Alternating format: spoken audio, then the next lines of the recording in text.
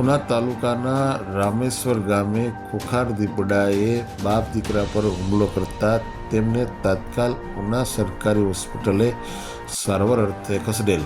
પ્રાપ્ત માહિતી અનુસાર ઉના તાલુકાના રામેશ્વર ગામે આજે મોડી રાત્રે ખુખાર દીપડાએ પહેલા બાપ પર હુમલો કરતા તેમને બચાવવા દીકરો કૂદી પડતા દીકરાને પર આ દીપડાએ હુમલો કરતા બંને બાપ દીકરાને તરત જ ઉના સરકારી હોસ્પિટલે સારવાર અર્થે ખસેડવામાં આવ્યા હતા। હાલ દીપડાનો આતંક વધી રહ્યો છે, જેને લઈને ક્યાંક ને ક્યાંક લોકોમાં ભય ફેલાયો છે। ઉના તાલુકાના દરેક સમાચાર જોવા માટે અમારી ચેનલ સબસ્ક્રાઈબ કરો।